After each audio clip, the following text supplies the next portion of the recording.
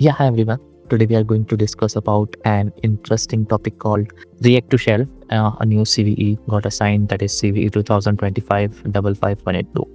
So without wasting our time, let's discuss about what exactly this CVE talks about. So this CVE is just a remote code execution vulnerability that is discovered on applications that are built using the React SSR, that is server-side rendering. So when I would say the React combines with certain Node.js template similar to like EJS and handlebars, this particular vulnerability got arise. Now we know many of the developers usually assume the React is safe by default because React is on browser based, but the issue happens not on the browser. It happens some type of the server level as well during server-side rendering. Now here the thing here is like the particular application, or we can say the React component, it's accepting the data without sanitizing or escaping, and because of that the template engine may interpret malicious character like I would say angular brackets or curly parentheses and all. So that's the reason. And what exactly this particular application or what exactly this particular vulnerability can do, because as the name suggests, it's a remote code execution. So if the remote code execution will be exploited, the attacker will be able to, I would say, access the complete code base of your application, complete server level access, and then he can perform a number of the operations related to the OMS command injection and so on. So I would say instead of wasting our time, let's I'll help you to understand how exactly you can configure the vulnerable environment for React2Shell. So for this, we made it little easy for you. We have created like GitHub repository with the name of SECURIFYAI, and here you will get a repository called React2Shell. At the moment I've kept it private, but yeah, in some time I'll make it as a public. So here you will get a readme file and then the exploit file and then a React2Shell lab file. There are two ways to configure the lab. First, either you can directly clone the particular GitHub code base. Here is just the git clone command and you just need to execute it. It will directly clone it in your system. And second option is you can directly create the vulnerable environment from the scratch. So let me just quickly pull my VS Code so that I can explain in better format. See, I have already cloned the repository in my system. So as you can see that here I've cloned the repository and here I got this React2Shell lab folder. Here we have our exploit.py and then the readme. What exactly you need to do? After downloading the particular GitHub repo, you can just navigate to the directory called React2Shell lab, and here you need to first install dependencies using the npm-i. I've already installed the dependency. I'll expand this particular section. You can see node modules are already there. So the dependency is already installed. Then just run the npm run dev command. I have not made any changes in the code base. It is just I would say complete code base that are created from the scratch. If you want to do it from yourself, instead of cloning the repository, you can just run this npm create next application code base, this particular command, and then automatically it will create a directory for you that is called React2Shell lab. Once it's done, you will see the server is started on localhost port number 3000. I'll just quickly copy it. I'll paste it in the new browser and observe the server is already running with the next day's default template. Now what you need to do, as per the repository, if you go in the terminal one, you just need to run this command npm run dev that we have already executed and our server is already started. Here it says basic command is the execution. So for basic command execution, what we need to do, there is an exploit.py file.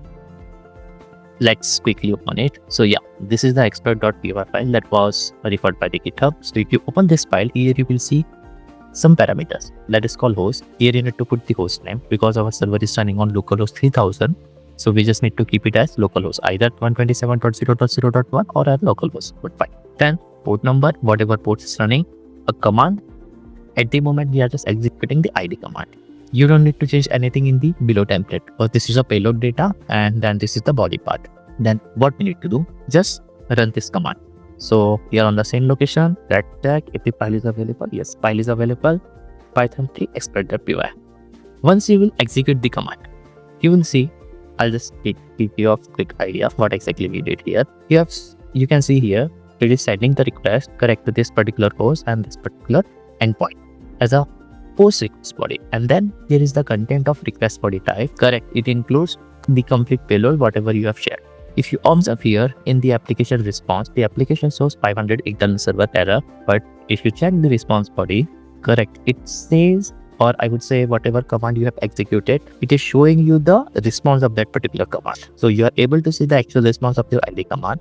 That's the one thing. At the moment we have executed the ID command, or if you want to validate, you can directly check on the application logs as well. So here you can see that whatever command you have added here, it is already executed. Let's execute one more command. called whoami. So yeah, once you executed the command, you can see it is showing the particular command output in digest. So it means our command is properly executed. Now let's convert it to the remote code execution, correct, like a remote shell. For that, what I'll do, just 1 second. Correct, what I'll do, I'll just, I would say, create a reverse shell. So first I'll just go to ref shells.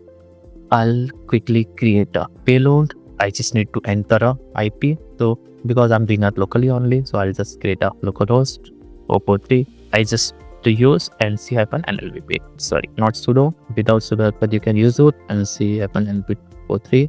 My dictionary is already started here. I need to modify the value. I'll use here maxvivo. Whatever I would say reverse shell payload you need to use, you can definitely use it. But I'll use this maxvivo one and I've saved it. Let's execute it now. Once you will execute, observe the particular shell has been stuck here. And if you go to your NC, you will see you have received the shell from the application level. Now from here, you have access of complete. Whatever you want to do, you can definitely navigate to the application and you can directly do it because you're already logged into the server. So yeah, this was just like a quick overview of the vulnerabilities, how exactly we can configure the vulnerable environment and we can use it for learning purpose. If you want any input from our side, feel free to drop a message, correct, or feel free to drop a comment. Definitely we will get back to you as soon as possible. This is the repository. From here, you can directly download the vulnerable code.